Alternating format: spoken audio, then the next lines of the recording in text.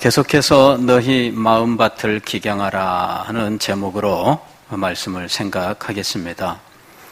그동안에 우리는 이 네 가지 밭의 비유를 생각했는데 네 가지 밭은 우리의 마음밭을 의미한다 하고 말씀을 드렸고, 마음밭을 기경하는 당사자는 하나님이 아니라 마음 그 당사자다, 마음의 당사자다라는 사실을 함께 생각을 했습니다. 정상적인 농사라면 농부가 그 밭을 잘 가꾸어야 되는 것이죠. 그러나 이 비유 속에 있는 밭은 농부이신 하나님이 기경하는 것이 아니라 당사자, 마음밭의 당사자인 우리가 마음밭을 가꾸어야 된다 하는 의미로 말씀하신 거예요.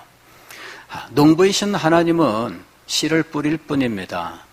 그리고 그 씨를 받아서 이 씨가 뿌리를 내리고 성장하고 결실하게 되는 것은 순전히 마음의 주인 된 우리들에게 달려있다라는 것이죠. 잠언 4장 23절 말씀을 보면 무릇 지킬 만한 것보다 네 마음을 지켜라 이렇게 말씀합니다. 무릇 지킬 만한 것보다 네 마음을 지켜라. 여기서 지킬 만한 것이라고 말하는 건 무엇이냐면 우리가 지켜야 된다고 생각하는 것들이에요. 여러분은 무엇을 지켜야 됩니까? 제가 서울의 어느 교회에 있을 때 건축원금을 은행에다가 제가 입금을 시키러 가는데 수표 2억 원짜리를 제가 입금을 시키라 하는 말을 듣고 이 수표를 받았어요. 보니까는 2억 이렇게 써 있더라고. 그래서 동그라미를 세보니까 하나, 둘, 셋, 넷, 다섯에서 일곱, 여덟 2자가 딱 써 있어요. 이게 2억이 맞구나. 이거를 혼자 이제 은행에 가지고 갈 때 주머니에 넣고 갈까?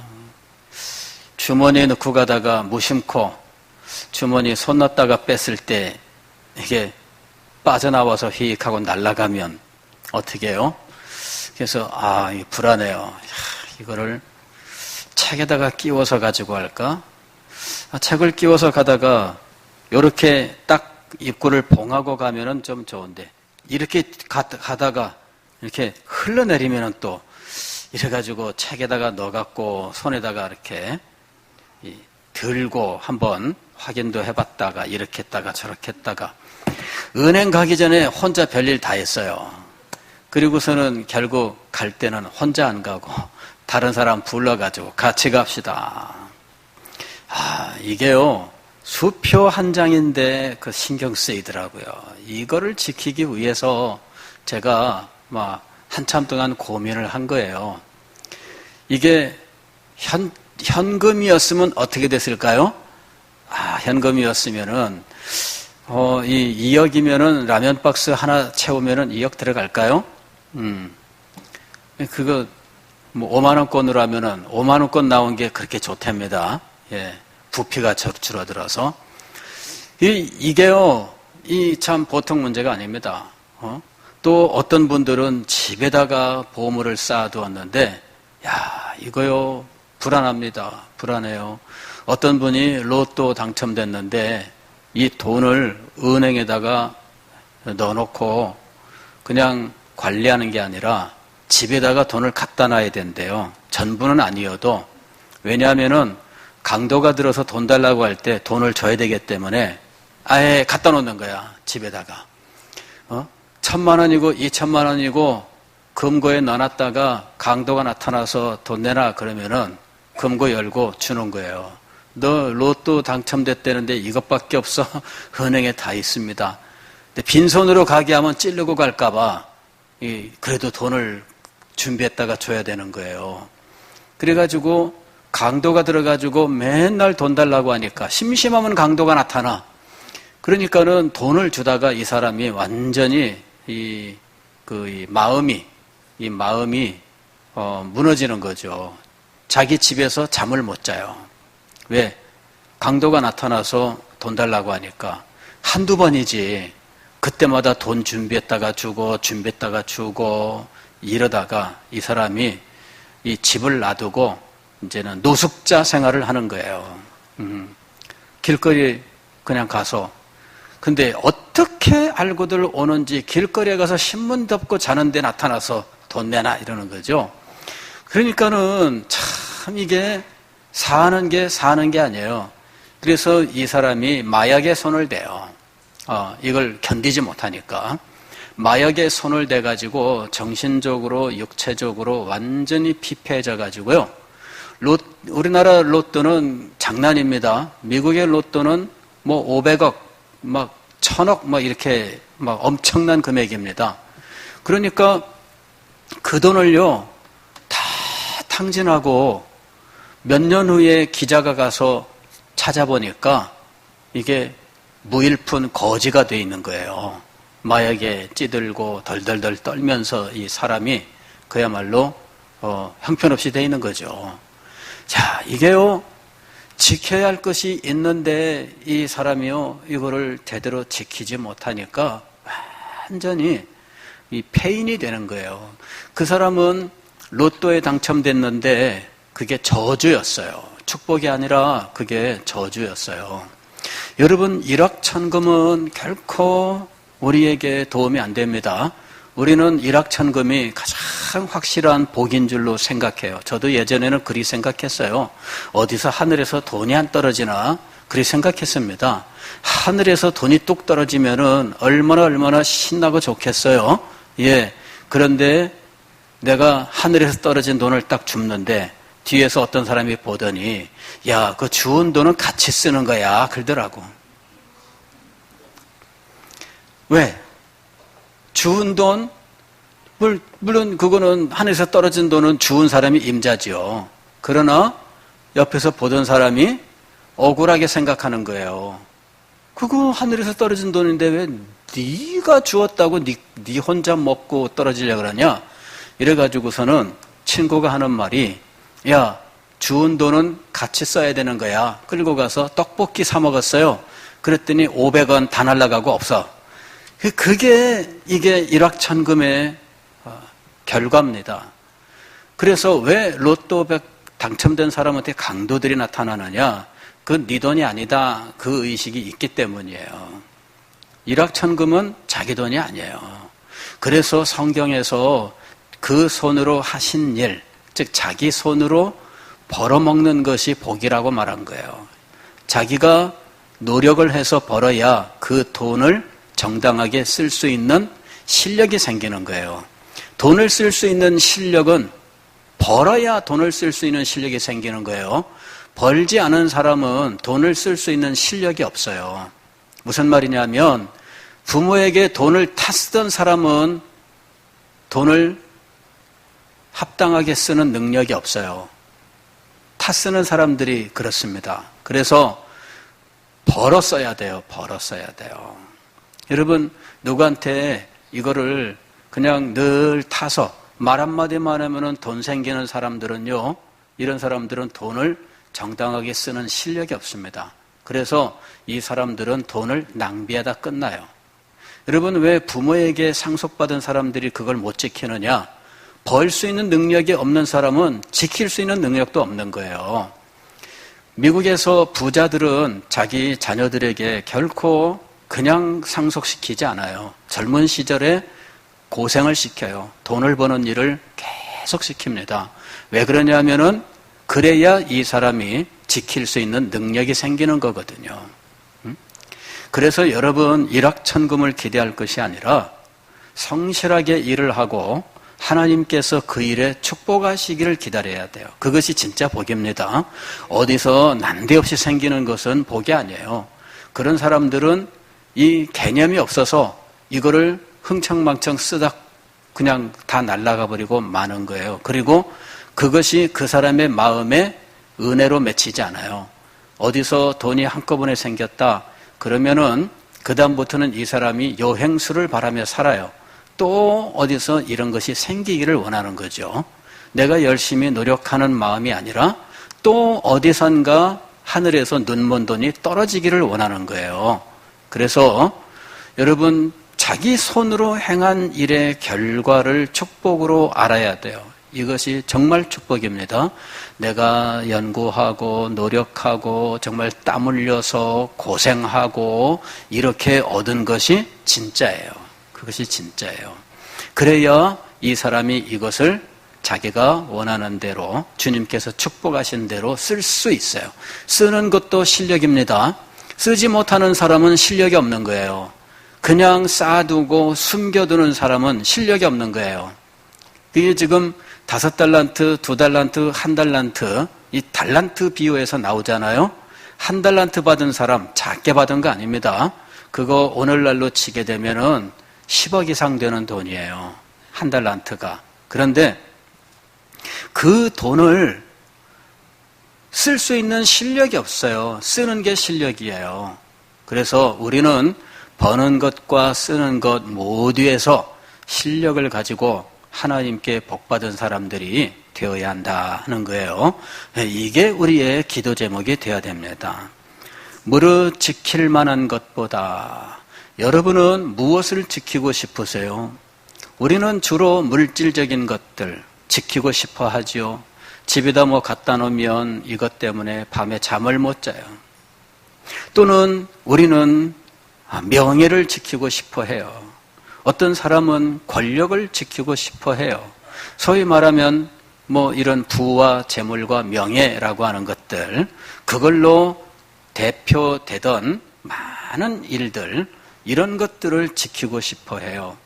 그런데 잠언 4장 23절에서는 그런 것들은 지키는 것이 아니다. 그리고 우리가 진정으로 지켜야 할 것이 아니다 라고 말씀하고 있는 거예요. 우리가 진정으로 지켜야 할 것은 무엇이냐? 마음. 무릇 지킬 만한 것보다 네 마음을 지켜라. 이때 이 마음은 단순한 마음이 아니라 성도의 마음이에요. 성도의 마음. 성도의 은혜로운 마음이에요. 성도의 은혜로운 마음을 지켜라. 왜냐하면 생명의 근원이 이에서 남이니라 그랬어요. 성도의 은혜로운 마음이 생명의 근원이에요. 여기 근원이란 말은 뭐냐면 샘을 말하는 거예요. 생명의 샘이야. 생명의 샘에서 물이 늘 생수가 퐁퐁퐁퐁 솟아나는 거예요. 이 물이 풍성하게 솟아나는 것, 이것이 얼마나 은혜로운지 알아야 돼요. 제가 한 번은 이 설악산 이 한계령을 넘어서 미시령이죠. 미시령을 넘어서 아예 고개를 넘어서 바로 가버리지 않고 옆길로 빠지는 길이 있습니다. 옆길로 빠지는 길. 그 옆길로 빠지게 되면은 강원도 이 현리 쪽으로 해서 쭉 가는 그 길이 나와요. 그 길로 이렇게 가다 보면 잠깐만 가면은 거기에 약수터가 나옵니다. 그 약수터에서는 이 탄산수가 나와요. 먹으면은 설탕 없는 사이다. 톡 쏘는 사이다인데 설탕 맛은 없어. 그러니까 굉장히 쓴 듯 뭐 참 그 떨떨한 듯 뭐 이상한 맛이에요. 근데 그게 위에 그렇게 좋다고 해서 약수 사람들이 많이 이제 그 받으러 와요. 근데 그 앞에 가면요, 물통이 쭉 이제 줄을 서고 있습니다. 일찍 가야 내가 가져간 물통을 놓을 수가 있어요. 미리 물통을 사가지고 딱 차 트렁크에 넣고 가서 기다렸다가 이걸 물을 떠야 돼요. 약수터에 물이 펑펑펑 솟으면 금방 뜨죠. 그런데 이게 인내력이 필요해요. 기다렸다가 푸고 뭐 그러니까 몇 시간 동안 기다려서 물 뜨는 거예요. 그래도 그 물을 떠. 왜? 그 물을 약수라고 해서 어떤 사람은 위장병에 좋다 이래서 그 물을 가져다가 늘 마시거든요.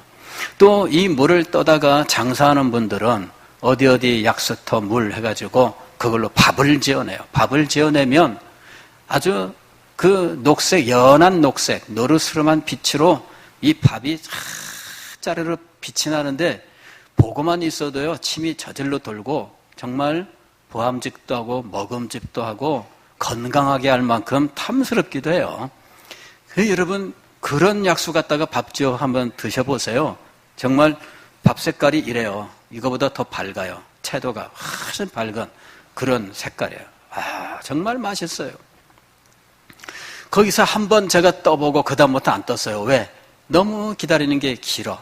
그리고 한 통 채우려면 막 계속 떠야 되는데 이거 정말 힘들어요. 근데 오늘 성경은 뭐라 그래요? 다함이 없이 펑펑펑 솟아나는 생명샘이 있다. 이게 비유죠? 이거 어디를 말하는 거예요? 우리의 마음을 말하는 거예요. 우리의 마음. 성도의 은혜로운 마음이 생명수가 샘솟는 샘이에요. 근데 이 샘이 말라버리면 어떻게 될까요? 샘이 말라버리면 그러면 생수가 솟지 않잖아요. 이건 정말 그 생수가 그친 약수터 가보셨어요? 생수가 펑펑펑 솟는 약수터와 생수가 그쳐서 그냥 약수터 자리만 있고 폐허가 된 곳 가보신 적 있으세요? 예, 저는 가봤어요. 지하수가 약수로 솟는데 그 지하수 물길이 바뀐 거예요. 더 이상 물이 안 나와요. 그럴 때 그 약수터는 이제 폐쇄되는데 가보면은 옛날 자리가 폐허가 돼가지고 참 지저분해요. 우리의 마음이 그렇다는 거예요. 우리의 마음이. 여러분 자신의 마음을 돌아보세요. 여러분의 마음 속에서는 은혜가 넘쳐서 생수가 계속해서 솟아나고 있는지 아니면은 말라붙었는지 한번 여러분이 생각해 보세요.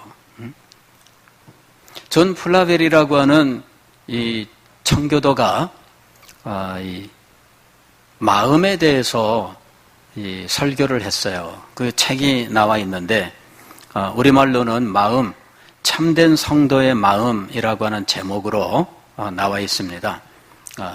원제는 Saint indeed, 성도는 진정으로 그렇게 돼 있어요. 성도는 진정으로 마음을 지키는 자이다. 이제 그 말이죠. 성도는 마음을 지켜야 한다. 이것을 명령이요 의무라고 이야기를 해요. 내 마음을 지켜라. 이게 명령이요 의무다. 이렇게 이야기를 해요. 그러면서 그 책에서 12가지로 이 성도들이 마음을 지켜야 하는 시기에 대해서 이야기합니다. 12가지 시기. 첫 번째 시기는 어떤 시기냐면은 하나님의 섭리가 미소 지을 때, 다시 말씀을 드리면은 번영의 때가 특히 위험하다. 번영의 때가 특히 위험하다. 일이 잘 풀릴 때죠. 일이 잘 풀릴 때 이 사람이 우쭐한 마음을 가지고 잘못될 가능성이 있다는 거예요. 햇볕은 쨍쨍 내리쬐고 하늘에 새는 날아다니며 짹짹짹짹 노래를 부르는데 얼마나 평화로워요. 그런데 그 평화로운 때에 새가 길가밭에 떨어진 이 말씀의 씨를 날름날름 집어먹고 있는 거예요. 그 마음밭은 번영의 때죠. 번영의 때니까 그때에 이 마음밭은 그냥 턱 놓고 그냥 자기의 영혼을 위해서 신경 쓰지 않죠. 왜? 다 잘 되니까. 자기의 영혼을 위해서 아무것도 안 해요. 기도도 안 해요. 힘도 안 써요. 이게 번영의 때에 찾아오는 위험입니다. 마음을 지켜야만 되는 위험한 때, 여러분의 일들이 잘 풀릴 때예요. 하는 일마다 성공하고 있어요. 그럴 때 여러분은 위험을 감지할 수 있어야 돼요. 이 위험을 감지하는 거, 이 영적 이 감각이 있어야 돼요. 두 번째 위험한 때는 언제냐면은 하나님의 섭리가 눈살을 찌푸릴 때, 즉 역경의 때이죠. 역경의 때에 힘들어요. 이 마음밭에 비유해서 역경의 때는 어느 밭을 말씀하는 것이었느냐 하면 돌짝밭이었어요. 돌짝밭은 환난과 핍박이 오는 밭입니다. 그때에 위험하다 그 얘기입니다. 그때는 고난의 시기예요. 그때 우리는 하나님이여 어찌하여 나한테 이런 일을 주십니까? 이러면서 나한테 이런 일이 오는 것을 용납하지 못하죠. 하나님 어찌하여 나에게 이러면서 하나님을 원망하게 돼요. 하나님의 섭리가 눈살을 찌푸릴 때, 즉 우리의 삶의 문제들이 쌓이고 여러 가지 일들이 어려운 일들이 일어날 때 그때가 위험하다. 그때 우리가 깨달아야 하는데 낮추심도 하나님의 구원의 방법이다라고 하는 것을 깨달아야 되는 거예요. 이 낮추심을 통하여 하나님께서 나를 연단하시고 더 크게 쓰신다라고 하는 거예요. 베드로 사도도 그 얘기를 했어요. 너는 이 장로들에게 순복하라 이야기를 하면서 그 순복의 때를 견뎌야 하나님께서 너를 높이시리라 그랬어요. 우리는 이 고난의 시기들을 잘 견뎌야 되는데 그때에 우리의 마음을 은혜롭게 유지할 수 있느냐라고 하는 것이죠. 세 번째는 시온이 고통을 받을 때, 즉 교회가 풍랑에 휩싸일 때가 위험하다. 교회가 풍랑에 휩싸일 때, 즉 교회 안에 분쟁이 있을 때예요. 혹은 외적인 핍박이 교회에게 임할 때죠.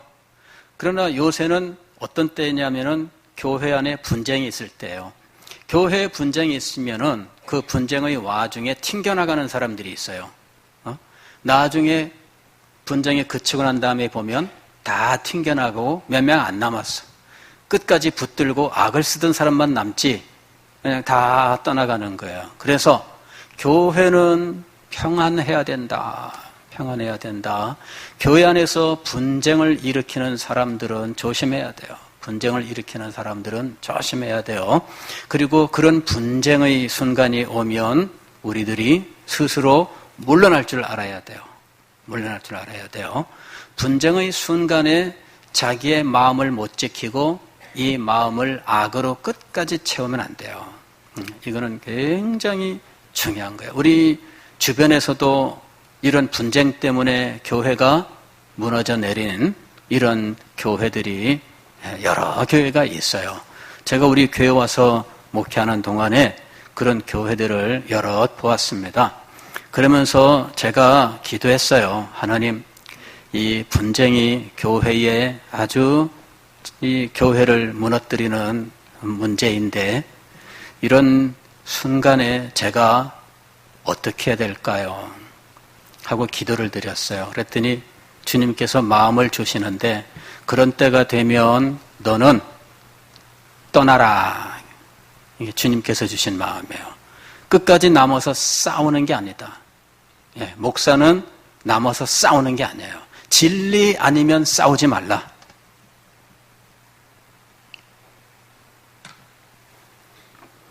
제가 주님께 얻은 답이 그거예요. 진리 아니면 싸우지 마라. 즉 이단과 싸움이라면은 제가 그 자리에서 끝까지 남아서 다퉈야 됩니다. 그리고 진리로 승리를 해야 돼요. 그러나 그것이 아니면은 교회를 생각하라. 교회를 생각하라. 그래서 제가 마음을 정했어요.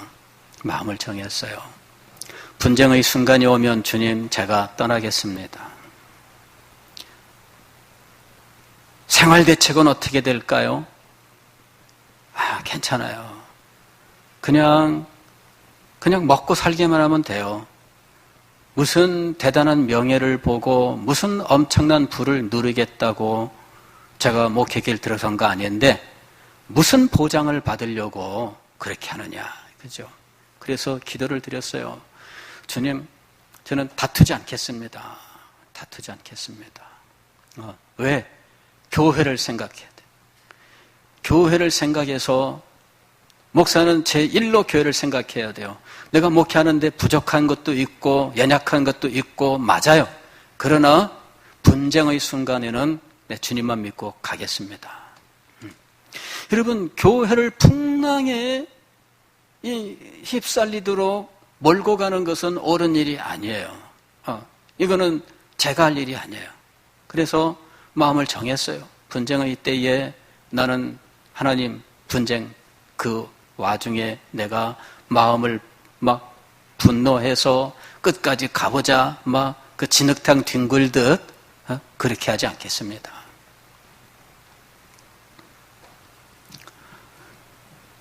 목회는 생활대책을 위해서 하는 것이 아니에요. 그래서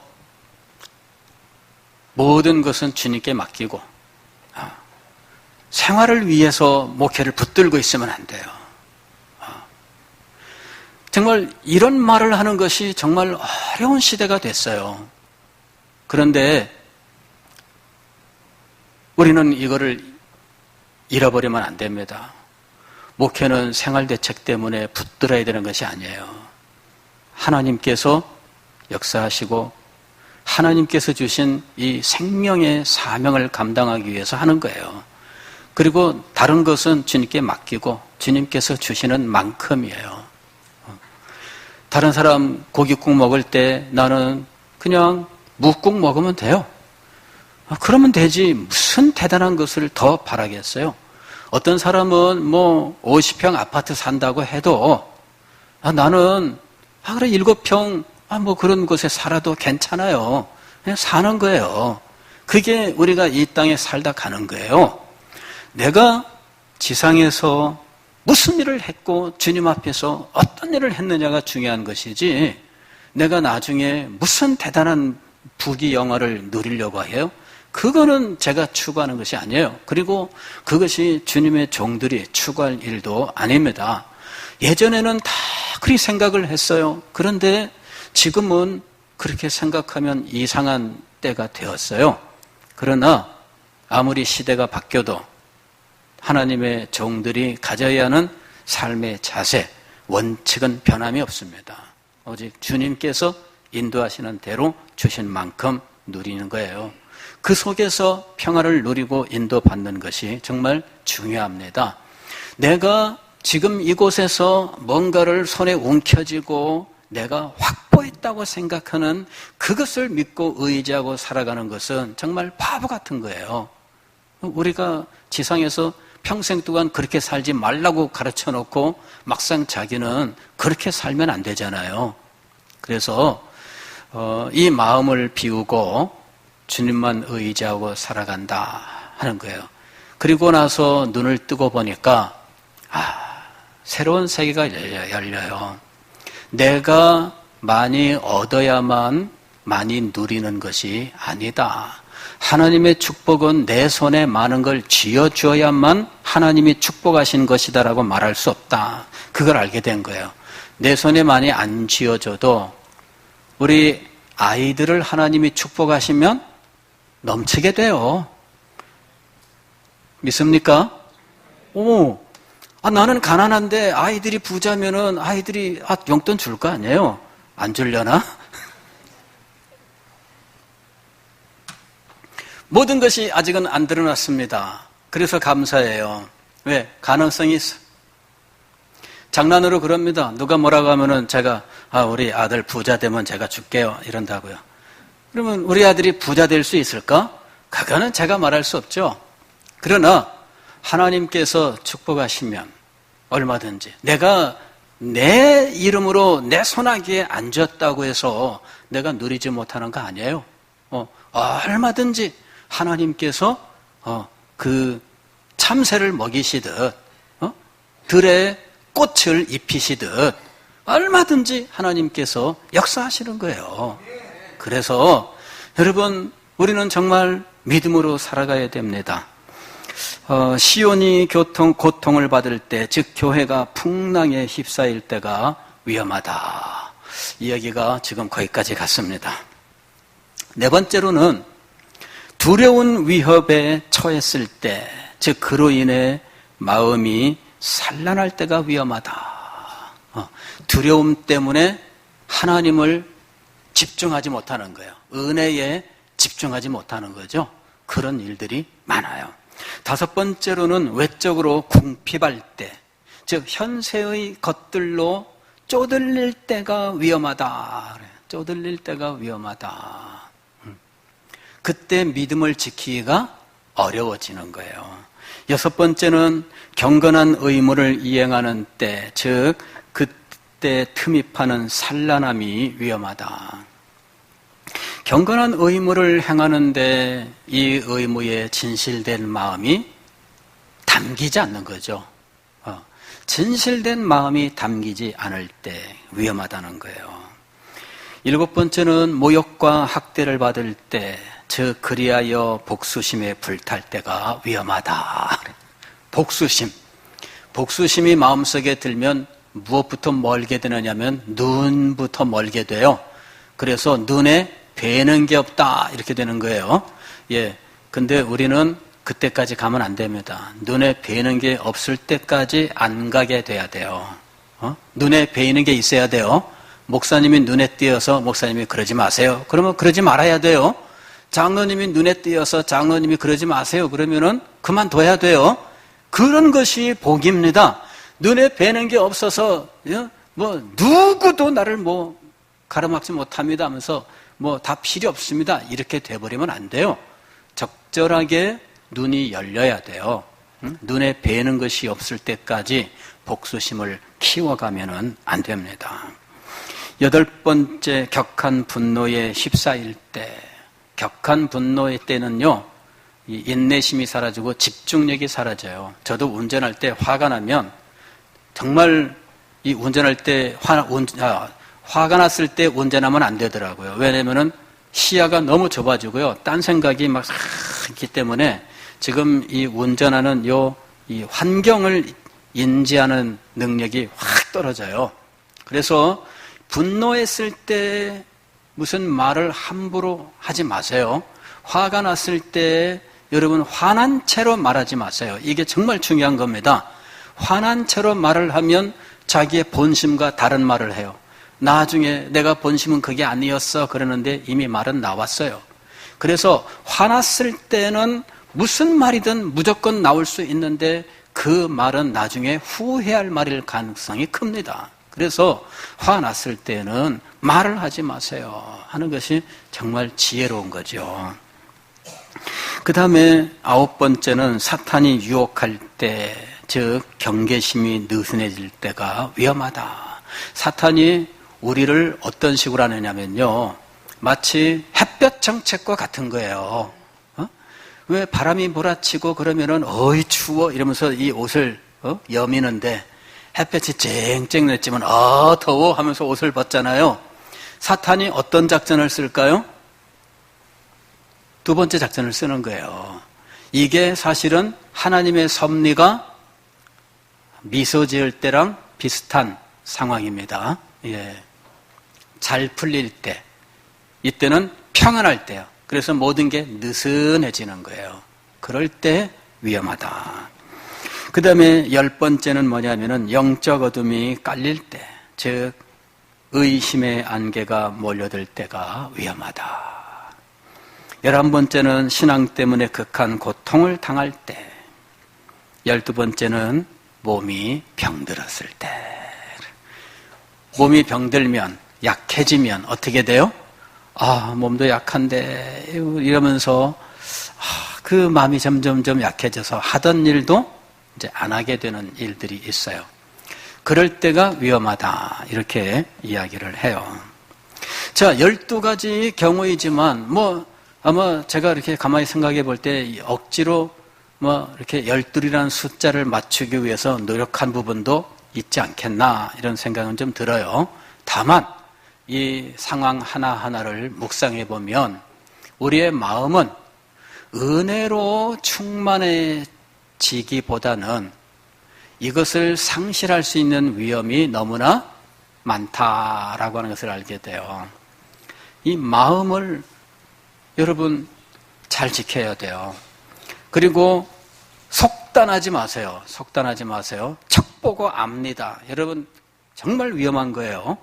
교회 일도 척 보고서는 오해해가지고 인상부터 팍 쓰는 일들이 있습니다.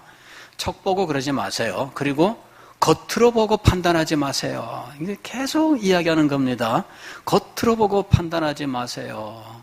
겉으로 보고 당연히 그렇게 됐을 거라고 짐작하는데 알고 보면 전혀 딴 뜻밖의 일들이 너무나 많아요. 그래서 여러분은 교회 생활에서 정말 은혜를 추구하는 사람이 되고 은혜를 앗아갈 수 있는 모든 위험들을 인지하고 이것을 물리쳐야 된다는 거예요. 마음을 지키기 위하여 어떻게 해야 될까? 이 존 플라벨이라고 하는 분은 마음을 지키기 위하여 6가지를 권면하고 있어요. 첫째는 하나님의 말씀을 풍성하게 지속적으로 간직하라 그랬어요. 말씀을 간직하라. 말씀을 간직하기 위해서 여러분에게 묵상이라고 하는 것을 말씀을 드렸죠. 그리고 묵상하는 방법으로 여러분에게 가장 좋은 것은 선포된 메시지를 다시 들으라 그랬습니다. 선포된 메시지를 다시 들으라. 그러면 마음을 지키고 또 깨닫는데 아주 유용해요. 우리 홈페이지에 설교를 올려놓았어요. 유명한 설교자가 아니기 때문에 들어와서 외부에서 많은 사람이 듣고 있지는 않아요. 근데 왜 올리느냐? 우리 성도들을 위해서 올리는 거예요. 여러분에게 도움이 되라고 올리는 겁니다. 근데 이것을 막상 여러분이 이것을 또 듣고 반복해서 들음으로 묵상하며 그리고 유용함을 얻어야 되는데 이제 이 부분이 잘 안 되고 있어서 좀 안타까워요, 사실은. 예. 이거는 무슨 외부에 무슨 엄청난 사람들에게 저를 과시하기 위해서 올리는 거 아니에요. 저는 우리 교회 성도들을 위해서 여러분의 영혼을 위해서 여러분의 은혜로운 마음을 위해서 올리는 거예요. 그래서 최소한 이 자리에 계신 분들만큼은 우리 홈페이지에 있는 메시지를 일주일에 한 번씩은 들어라 하는 거예요. 일주일에 한 번씩은 들어라. 주일 오전 예배, 주일 오후 예배, 그리고 수요 예배. 요새 금요 기도회는 좀 쉬고 있습니다만은 금요 기도회 일주일에 4번, 하루에 하나씩만 들어도 나흘을 듣잖아요.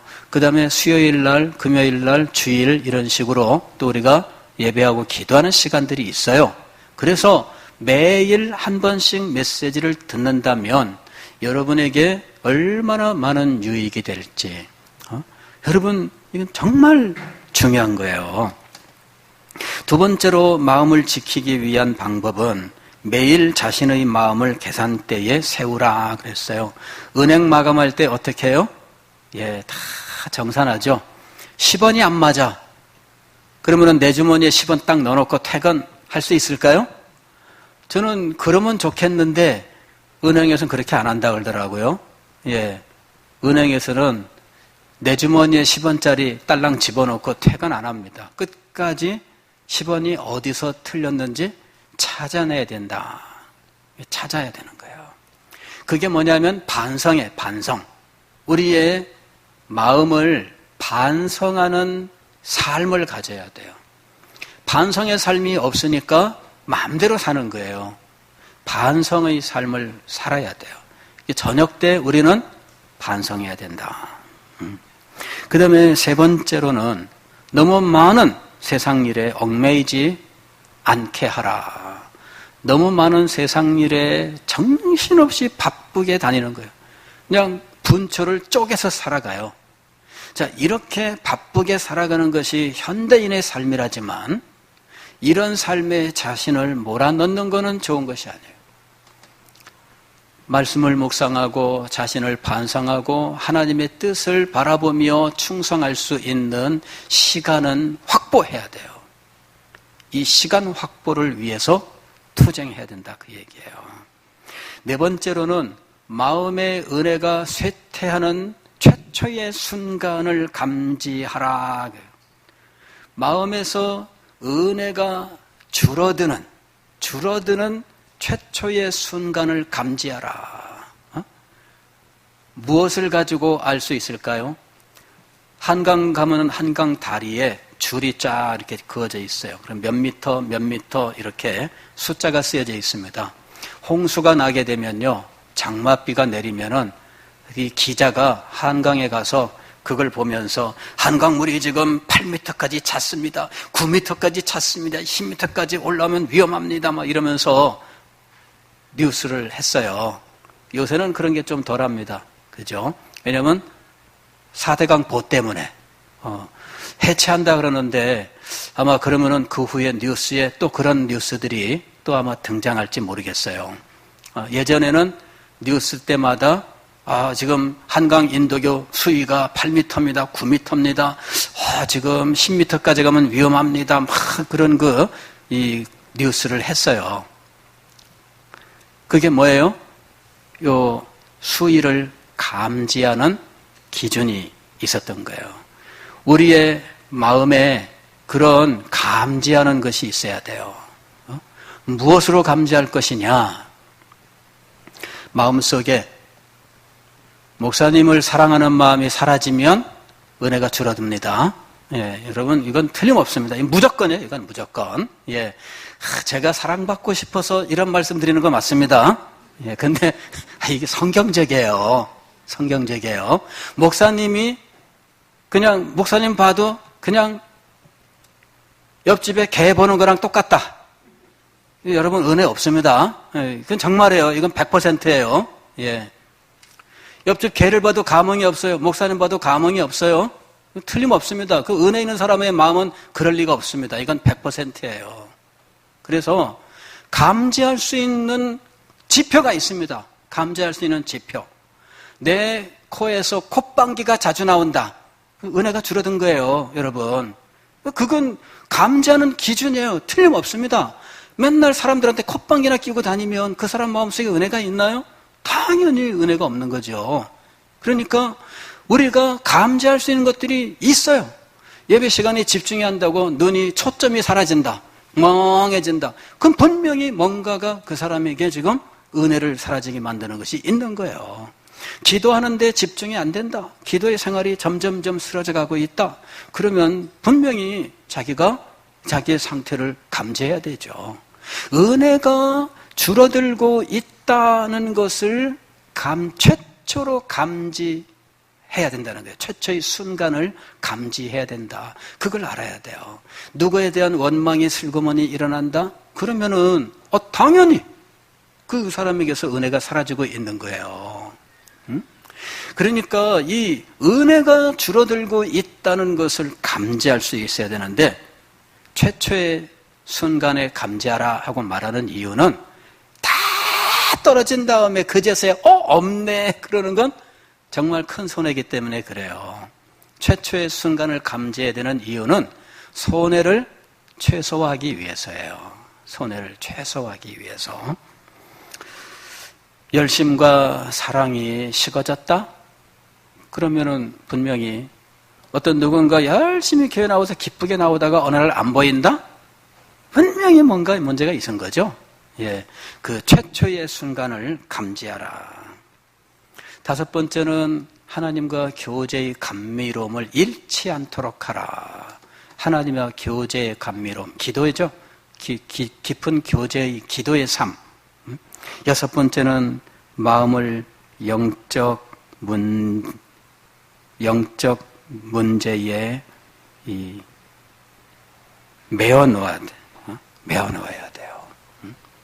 그러니까 우리는 우리의 마음이 은혜로 채워지기에는 너무나 위험한 순간들이 많다라고 하는 것을 알고 이것을 지키기 위해서 노력을 해야 된다라고 하는 거예요.